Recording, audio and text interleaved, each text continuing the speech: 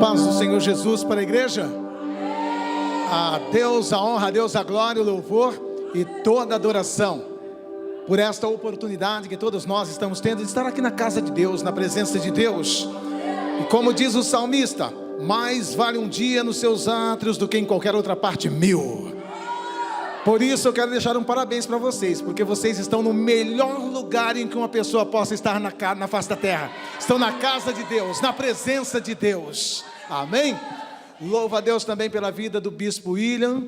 E eu digo assim que com o Bispo William foi amor à primeira vista. A esposa dele que me perdoe. Foi amor à primeira vista, né? E eu louvo a Deus pela forma que Deus colocou o Bispo William no nosso caminho, de uma maneira maravilhosa. E esse homem tem me ajudado de uma maneira que eu não tenho como retribuir, nem como agradecer. O nosso vocabulário é muito pobre para agradecer tudo que o Bispo William tem feito por nós. Que Deus abençoe ricamente o Bispo William, sua família, sua igreja, seu ministério, o corpo ministerial que aqui está. Louvo a Deus porque tive o privilégio, a oportunidade de tê-lo junto com alguns obreiros, lá em casa. Fomos para o monte onde costumamos orar, buscar a presença de Deus. Foi um sábado maravilhoso, e eu louvo a Deus também pela vida do meu amigo, companheiro de monte também, presbítero Vladimir, que está nos acompanhando. Estivemos ali um sábado abençoado, né? Foi uma coisa maravilhosa, e eu quero agradecer a Deus, e hoje eu estou retribuindo o que o Bispo William fez, indo ali na nossa casa, no nosso local de oração, e ter participado de alguns momentos da sua história, do seu ministério, que é coisa linda, maravilhosa. Eu saí dali edificado. Sem mais delongas, eu quero adentrar aqui numa leitura da palavra de Deus, que estaremos utilizando como base para dividir com a igreja o que Deus tem colocado em nosso coração. É um texto bastante conhecido da noiva do Cordeiro. Livro do profeta Ezequiel, capítulo de número 37. Livro do profeta Ezequiel, capítulo de número 37. É onde estaremos fazendo a leitura para utilizarmos como base para transmitir uma porção da palavra de Deus. Ezequiel, capítulo de número 37, a partir do verso de número 1. O título deste trecho diz assim: a visão de um vale de ossos secos. Diz assim a palavra de Deus a partir do verso de número 1. Veio sobre mim a mão do Senhor, e o Senhor me levou em espírito e me pôs no meio de um vale que estava cheio de ossos, e me fez andar ao redor deles, e eis que eram muito numerosos sobre a face do vale, e estavam sequíssimos. E me disse: filho do homem, poderão viver estes ossos? E eu disse: Senhor Jeová, tu o sabes. Então me disse: profetiza sobre estes ossos e dize-lhes: ossos secos, ouve a palavra do Senhor. Assim diz o Senhor Jeová a estes ossos: eis que farei entrar em vós o espírito, e vivereis, e porei nervos sobre vós, e farei crescer carne sobre vós, e sobre vós estenderei pele, e porei em vós o espírito, e vivereis, e sabereis que eu sou o Senhor. Então profetizei como se me deu ordem, e houve um ruído enquanto eu profetizava, e eis que se fez um rebuliço, e os ossos se juntaram, cada osso ao seu osso, e olhei, e eis que vieram nervos sobre eles, e cresceu a carne, e estendeu-se a pele sobre eles por cima, mas não havia neles o espírito. E ele me disse: profetiza ao espírito, profetiza, ó filho do homem, e dize ao espírito: assim diz o Senhor Jeová, vem dos 4 ventos, ó espírito, e assopra sobre esses mortos para que vivam. E profetizei como ele me deu ordem. Então o espírito entrou neles, e viveram, e se puseram em pé um exército grande em extremo. Amém? Aleluia. Tome o seu assento, glorificando e exaltando o nome de Jesus, como diz o bispo William, né? Misturando glória a Deus com aleluia, e a coisa vai ficar boa, em nome de Jesus Cristo. Diz a palavra de Deus: onde está o Espírito do Senhor, aí há liberdade, e o Espírito do Senhor está nesse lugar, e que cada um de nós possamos ter a liberdade para ouvir a voz de Deus, para glorificar, para exaltar e bendizer o teu santo nome. E eu venho nesta noite, na qualidade de profeta, para trazer uma palavra profética sobre a sua vida, sobre a sua casa e sobre a sua família, em nome de Jesus Cristo. E para isso gostaria de estar utilizando como base essa experiência do profeta Ezequiel. Querida igreja, o profeta Ezequiel, ele estava vivendo um momento caótico da sua nação. Nós podemos comparar a situação em que se encontrava Israel com a situação que se encontra o mundo nos dias de hoje. Para entendermos a profundidade dessa profecia, é importante atentarmos para um detalhe: saber em que circunstância o profeta estava profetizando essa profecia, saber em que circunstância se encontrava a nação de Israel, quando Deus ordena ao profeta que fizesse essa palavra profética sobre a nação de Israel. Então, antes de entrar na palavra aqui, eu gostaria de recuar um pouco na história de Israel, para entendermos o contexto histórico e o pano de fundo no qual foi proferido essas palavras que acabamos de ler. Note só um detalhe: Israel, ele foi uma potência até a época de Davi. Pegou um período do reinado de Salomão. Porém, Salomão, ele se desviou dos propósitos de Deus, se esquivou um pouco, abriu espaço para que se cultuasse a outros deuses dentro da nação de Israel, e houve uma verdadeira prostituição espiritual dentro de Israel, e mais alguns outros detalhes também que pesou sobre a nação de Israel. E Deus então precisava de corrigir todo este defeito, Deus precisava corrigir toda esta falha. E por incrível que pareça, é aí que entra um detalhe muito interessante. Para corrigir o seu povo, para corrigir a sua nação, Deus usa, sabe quem? A nação mais idólatra que havia na época, a nação mais envolvida com demônios, a nação que mais perseguia o povo de Deus. É essa nação que Deus usa. E Deus levanta alguns profetas para alertar a nação de Israel. Levanta o profeta Jeremias, levanta o profeta Abacuque. Ambos eram contemporâneos, e ambos receberam a mensagem da parte de Deus, dizendo que Deus permitiria que Babilônia entrasse em Jerusalém, que Babilônia levasse cativo os hebreus, que Babilônia destruísse Jerusalém. Muitos não acreditaram nessa profecia, mesmo porque eles avaliaram na ótica humana. Como pode Deus, que é o Todo-Poderoso, permitir que uma nação idólatra, uma nação que adora demônios, entre aqui dentro e nos destrua, sendo que nós somos o povo de Deus, sendo que aqui nós temos esse templo magnífico que foi edificado por Salomão para adorarmos a Deus? Mas eles não estavam entendendo que na realidade Deus não estava preocupado com esses aspectos. Deus estava buscando um povo que tivesse compromisso com a sua palavra. Deus estava buscando um povo que fosse comprometido com a sua obra. E eu louvo a Deus que nesse lugar eu pude ver que existem pessoas, existe um povo aqui que é comprometido com a palavra, é comprometido, envolvido com Deus. Aleluia! Esse é o caminho da vitória. Aleluia! Mas Israel não estava dessa forma naquele período. E Deus então levanta Jeremias, levanta Abacuque, e eles começam a dizer que Deus estava levantando Babilônia como vara de correção para o seu povo. E muitos não acreditaram nessa palavra. E então Deus permite que Nabucodonosor faz 3 incursões dentro de Israel. Na primeira invasão em Israel, Nabucodonosor leva o rei e levam pessoas de linhagem nobre, da alta sociedade. Nessa primeira invasão de Nabucodonosor, entre a família real, ele leva algumas famílias nobres. E nessas famílias nobres, existem pelo menos 4 jovens, que é bastante conhecido da igreja: Sadraque, Mesaque, Abednego e Daniel. eles foram levados cativos na primeira invasão de Nabucodonosor.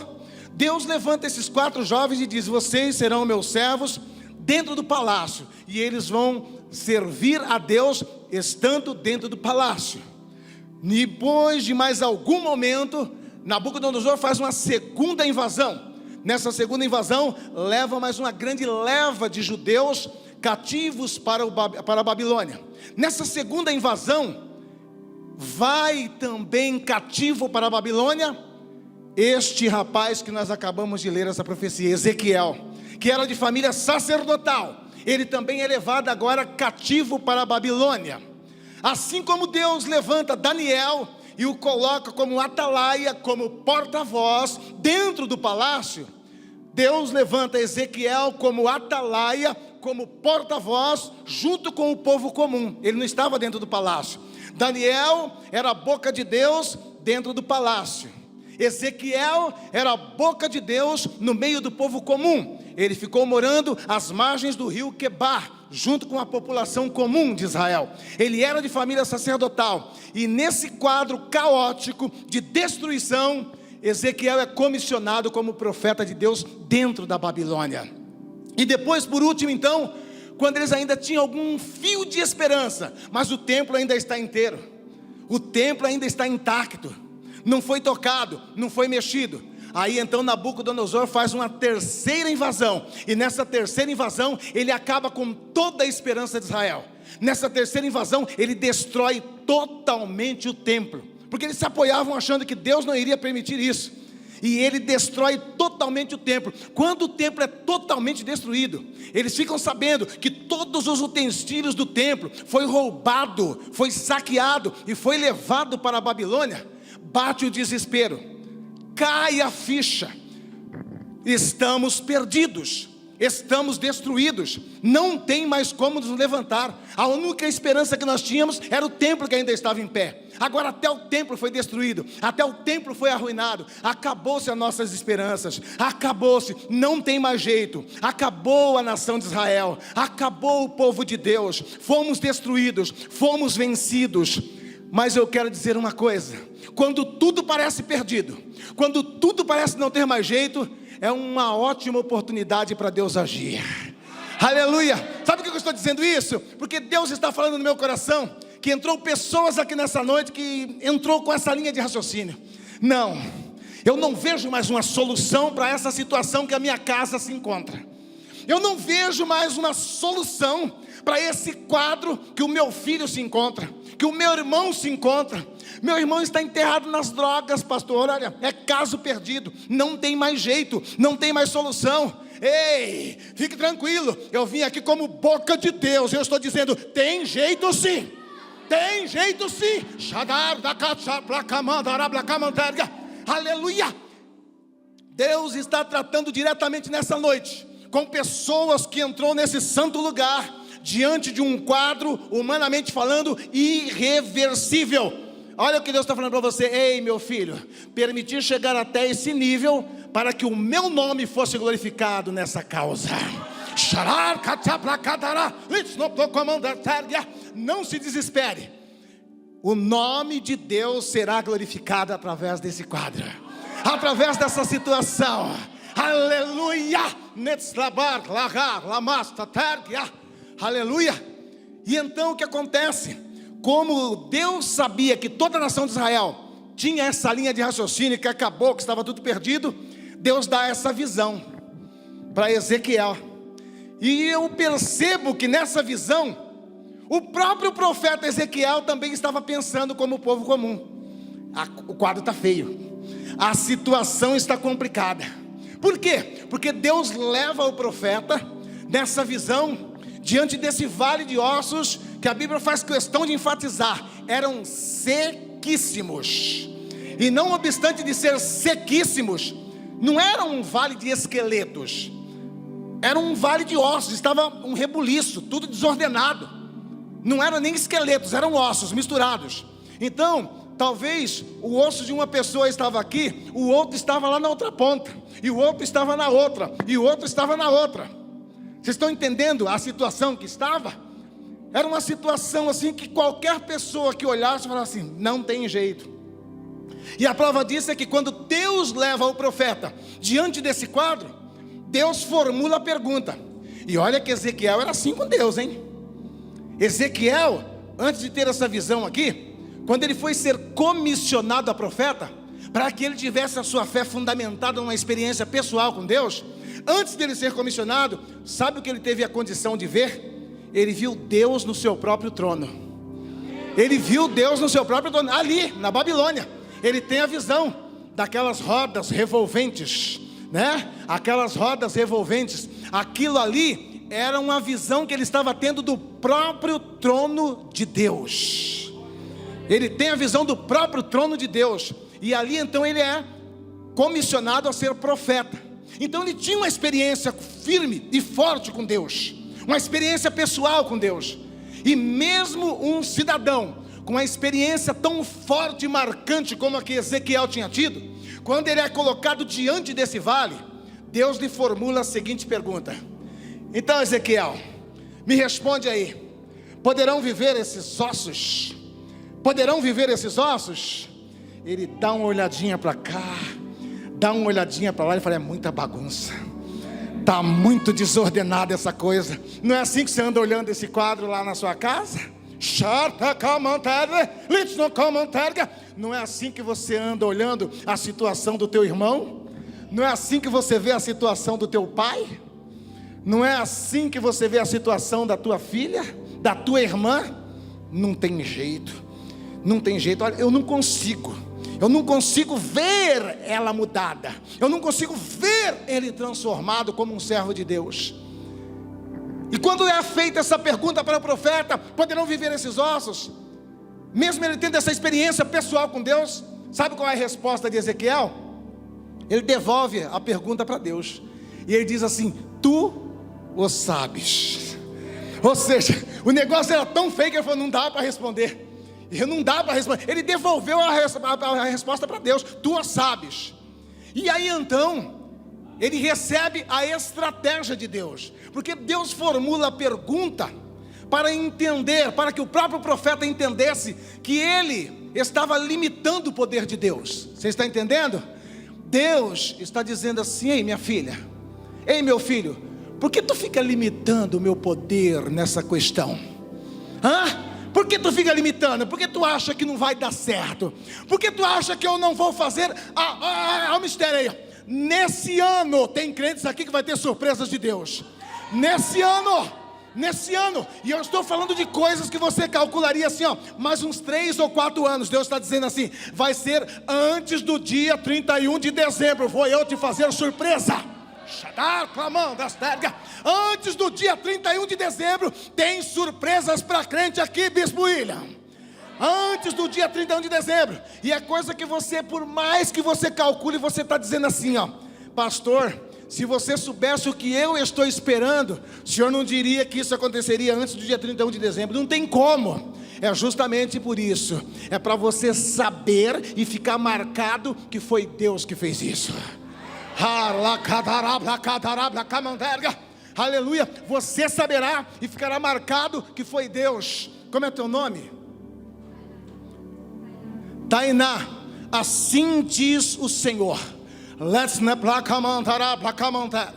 Alega o teu coração, não desfaleça as suas mãos, não recue nem um só minuto, mesmo porque tu tem promessas grandes de Deus, mas nesses últimos dias um vento contrário tem soprado, coisas estranhas têm acontecido. Você tem dito, Senhor, não estou entendendo nada. Deus diz assim, fica tranquilo, primeiro eu complico, depois explico. Aleluia, aleluia. E Deus diz assim, olha, fique tranquila, conte tus dias, e tu vai alegrar o teu coração, e vai dar risada da maneira em que vou eu tratar com aquela situação. Amém? É algo com respeito à tua casa, é algo com respeito à tua família. Deus vai tratar de uma maneira tão singela, de uma maneira tão linda, para você saber que valeu cada lágrima que você derramou colocando essa questão na mão de Deus. Você diz: Senhor, até quando? Até quando? Deus diz: já enviei o meu anjo, e o meu anjo já está agindo. Deus só diz assim para você: olha, não fique assustado com a maneira em que eu vou agir. Não fique assustado não, sabe? Quando chegar a notícia para você, que você pensar em se assustar, você vai se lembrar dessa noite de quarta-feira, o que Deus te falou. E você vai dizer assim: estou tranquila, Deus já me avisou. Deus já me avisou. Pode alegrar o teu coração. A tua oração já foi ouvida, e foi assinado um decreto, e um anjo já foi ordenado para entrar nessa causa. Assim diz o Senhor. Aleluia. E então Deus dá estratégia. E Deus dá estratégia da seguinte forma para o profeta: então, Ezequiel, eu sei que você ficou atônito, eu sei que você ficou até meio perdido, porque o quadro está caótico, mas eu vou te dar estratégia, fica tranquila. Profetiza sobre esses ossos. Aí ele ainda fica meio perdido: mas profetizar sobre ossos? Ossos não têm ouvido. Ossos não têm ouvido. Eu estou falando aqui com mães que está dizendo assim: pastor, eu já cansei de falar com esse menino, ele não me dá ouvido, ele não me ouve, ele não me ouve. Aleluia. Você disse assim: olha, eu cansei de falar. Não canse, não canse. Aleluia. Mas pastor, não me dá ouvido, não me ouve. Ezequiel também pensou dessa forma: osso não vai me ouvir, osso não vai me ouvir. Deus, o senhor está de brincadeira, como é que eu vou falar com osso? Você está entendendo? Talvez disseram assim: larga de mão dele, larga de mão dela, isso aí não adianta você ficar falando. Eu concordo em partes. Não adianta você ficar falando, não adianta você ficar falando. Mas note só, quando Ezequiel começou a pensar dessa forma: será que vai adiantar eu falar para osso? O osso não tem ouvido. Aí Deus diz assim: não, Ezequiel, deixa eu completar a frase. Você vai dizer assim para esses ossos: ouve a palavra do Senhor. A sua palavra ele pode não ouvir, mas a do Senhor até osso tem que ouvir.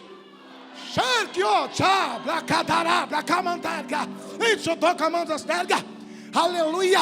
Ei, ele pode não dar ouvido ao que você fala, ela pode não dar ouvido ao que você fala.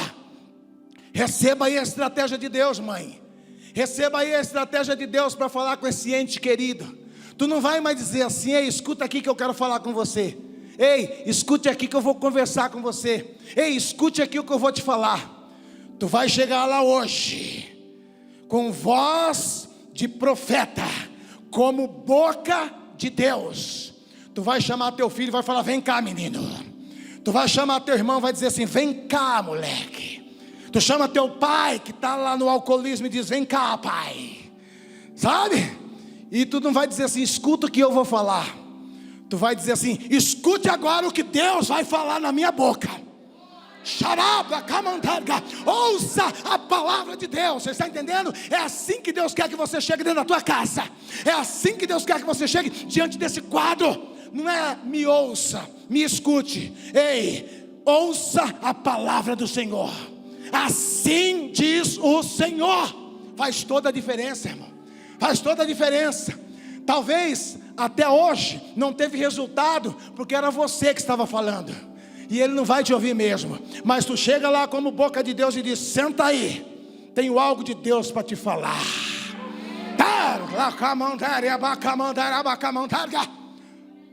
E então a palavra foi essa: ossos secos, ouve a palavra do Senhor. Aleluia. A minha palavra tu não ouve, mas a do Senhor tu vai ter que ouvir. Amém? Quando tu fala, entra por um ouvido e sai pelo outro do teu filho. Entra por um ouvido e sai pelo outro da tua irmã, do teu irmão, do teu ente querido. Mas a partir de hoje Deus está dando estratégia para você. Amém? E não vai mais entrar por um ouvido e vai sair pelo outro. Vai entrar por um ouvido e descer para o coração.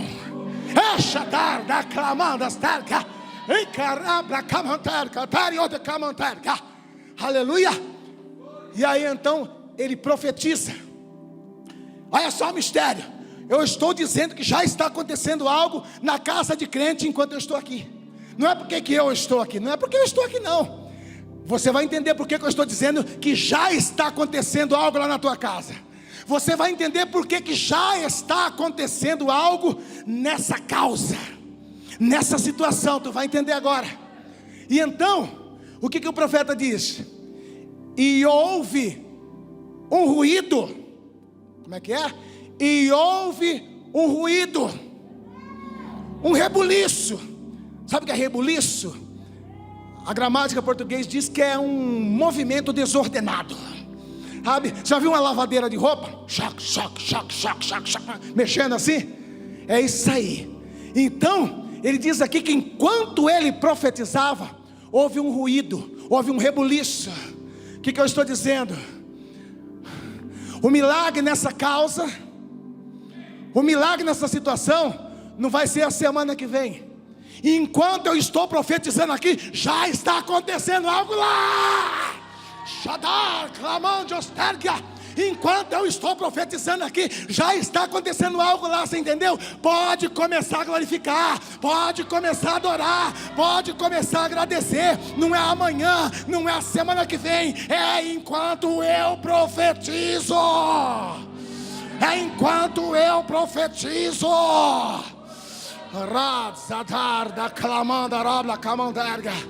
Aleluia. De quem é essa criança linda aqui? Quem que é a mãe ou o pai? Mãe e pai? Let's labacamanda serga, assim diz o Senhor. Essa criança aqui, ó, é um projeto de Deus. E como projeto de Deus, para vocês entenderem porque é um projeto de Deus, que Deus me diz assim, que há uma luta travada no mundo espiritual desde o período da gestação dessa criança. Desde o período da gestação há uma luta travada. E essa luta travada que começou no ventre, aleluias, e prosseguiu depois com outros acontecimentos, é justamente por causa de um grande projeto que Deus tem na vida dessa criança. Então diz o Senhor para os pais que aí estão: cuide, ensine-a no caminho em que deve andar, porque será vaso de honra dentro da minha casa. Será vaso de honra dentro da minha casa. Satanás luta com toda fúria contra essa vida, porque ele sabe do que vou eu fazer através da vida dessa pequena. Receba essa vitória, assim diz o Senhor.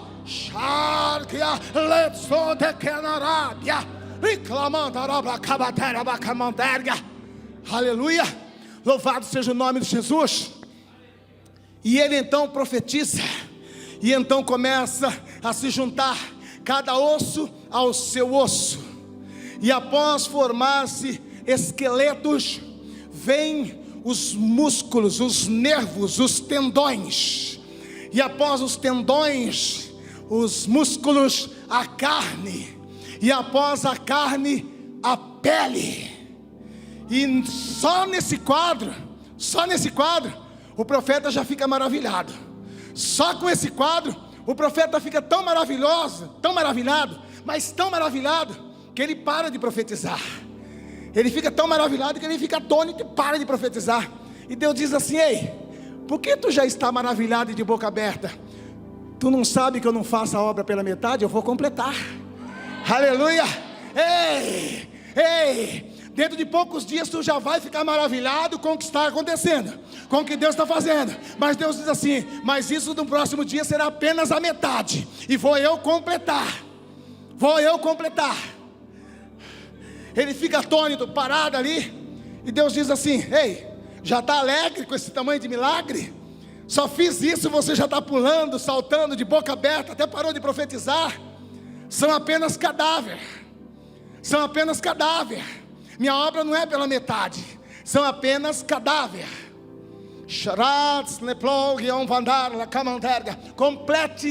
Complete a tua palavra profética sobre essa situação.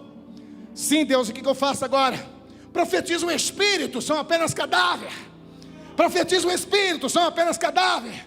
Ei, eu estou falando aqui com uma irmã. Eu estou dizendo aqui com uma irmã que já disse assim para Deus: Deus, Não precisava muito não, Deus. Se apenas ele estivesse aqui dentro, eu já estaria alegre. Se apenas ele estivesse vindo aqui, eu já estaria satisfeita. Deus diz assim: não, ele não vai apenas vir aqui, ele vai entrar por essas portas, vai se converter de verdade e será vaso de honra dentro dessa casa. Assim diz o Senhor. Aleluia. É muito maior do que você pensa o que Deus vai fazer por você. Aleluia. Como é seu nome, minha irmã? Levanta a tua mão assim. Serva de Deus, assim diz o Senhor: o teu adversário sabe que a tua vitória está muito perto, e ele tem usado umas armas tão terríveis para tentar te deter. Tu ouviu coisas que você disse assim: era preferível levar um tapa no rosto do que ouvir isso.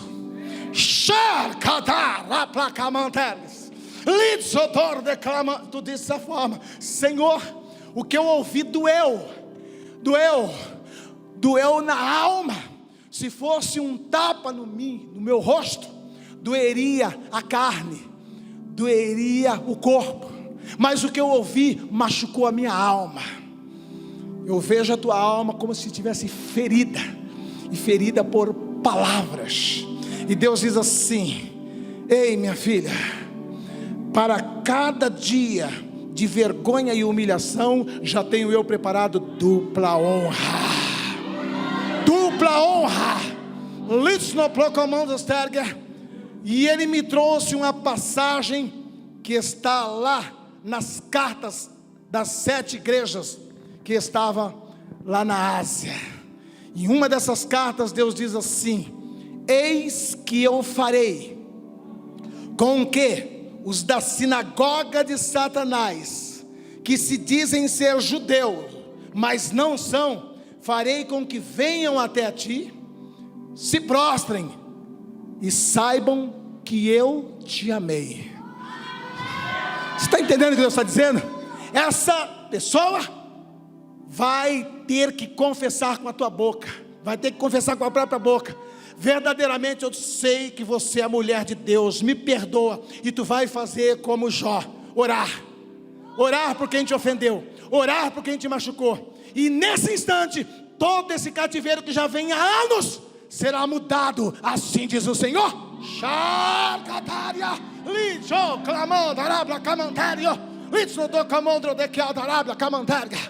Aleluia.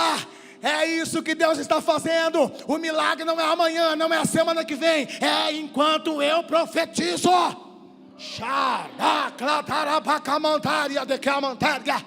Aleluia. E sabe o que ocorre? Para concluir, porque o meu tempo já acabou, eu vou concluir rapidamente aqui, falando em âmbito nacional. Aleluia. Falando em âmbito nacional, no final de 2019,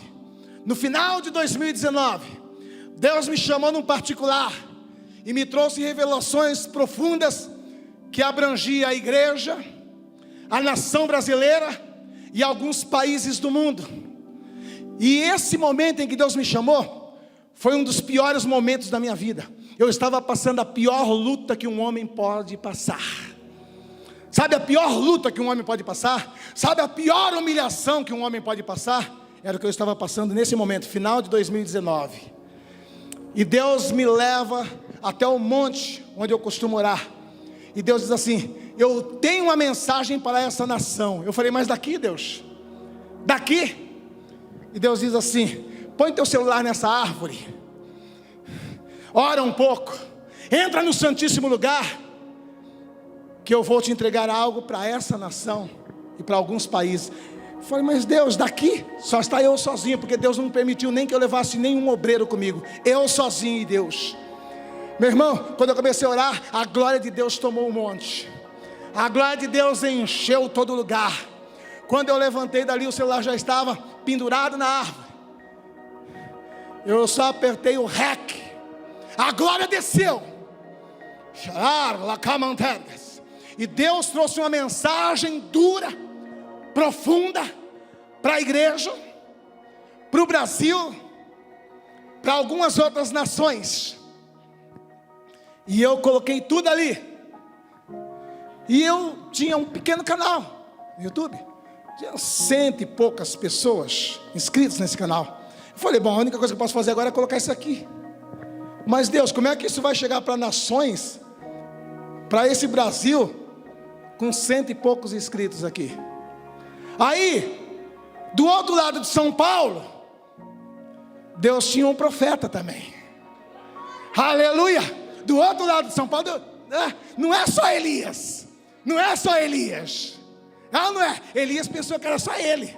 Aí Deus falou, deixa de ser besta, rapaz. Tem mais 7.000 que está comendo pão e água e não está murmurando.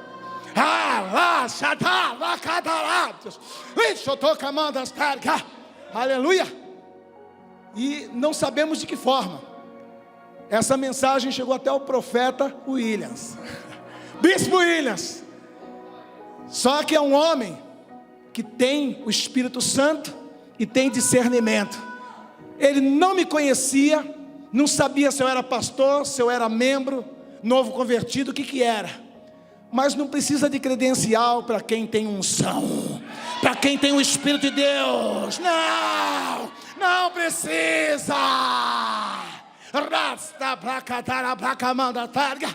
Veio parar na mão dele, ele olhou e falou assim, isso aqui é Deus. Eu não sei se o homem é pastor, se é bispo, se é apóstolo. A única coisa que eu sei é que é o Espírito Santo que está falando. Não sei nem como entrar em contato com ele, mas essa mensagem precisa alcançar milhares de pessoas. E ele colocou no canal dele. Meu irmão, uma mensagem profética que eu nunca imaginei como chegaria a milhares de pessoas. A última vez que eu olhei lá no canal do bispo, já tinha passado de 250 mil visualizações. Clamando de Osterga, 250 mil pessoas, mais de 200, só no canal dele, porque depois do canal dele, aí espalhou. Você vai num canal, está com 100 mil, vai no outro, está com 80, vai no outro, está com 70, está chegando lá para 1 milhão de pessoas. Você está entendendo como é que Deus age? Está entendendo como é que Deus faz? Aleluia! E é esta mensagem que Deus me deu no final de 2019 e começo de 2020, eu gravei ela no começo de 2020, no comecinho de janeiro. O que ocorre? Deus fala justamente de todo esse quadro que nós estamos vivendo agora. Quem chegou a ver essa profecia sabe do que eu estou falando. Quem não viu, pode ir lá no canal do Bispo e procurar lá na playlist que vocês vão encontrar. Deus fala de tudo isso que estava acontecendo agora. Ele falou isso no final de 2019. Você está entendendo? E o que ocorre é o seguinte, e da mesma forma que aconteceu aqui, Deus levantou, porque eu digo para todo mundo, o corona não é chinês. Não, pastor, não é chinês? Não. Eu chamo o corona de vara de correção de Deus. Está entendendo? Vara de correção de Deus. A igreja estava precisando disso. A igreja estava precisando disso. E assim como aqui, ele levanta Nabucodonosor como vara de correção, assim como aqui, ele levanta a Babilônia como vara de correção. No século 21, Deus pôs o mundo inteiro de joelho, usando a China, país comunista, como vara de correção.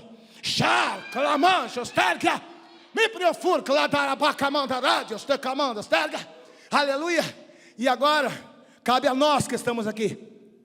Não espere dos deputados, não espere dos senadores, não espere dos governadores e nem dos prefeitos. Eu e você somos os Ezequiéis de Deus. Está entendendo? Obrigado. Eu e você somos os Ezequiéis de Deus. E Deus te trouxe aqui nessa quarta-feira para te dizer: ei, não murmure contra o presidente, não murmure contra o governador, não murmure nem sequer contra a China, porque a China não está no controle do mundo. Eu permiti isso. Assim diz o Senhor. Por quê, pastor? Porque tem crente dizendo assim: meu Deus, será que Deus perdeu a força? Deus perdeu o poder? Como que Ele permite um país comunista, que mata cristão, que está derrubando igrejas uma atrás da outra lá? Como que ele permite um país desse colocar o mundo inteiro de joelho? Ele fez isso com Babilônia e está fazendo no século 21 usando a China. E o que eu tenho que fazer então, pastor? Ser o Ezequiel do século 21. Estamos diante desse vale de ossos secos mundial, e eu e você temos o poder da palavra pelo Espírito para reverter esse quadro, para mudar essa situação. E Deus te trouxe hoje aqui e te levanta como voz profética no século 21, como voz profética sobre esse mundo corrompido, como voz profética sobre uma igreja que está dormindo.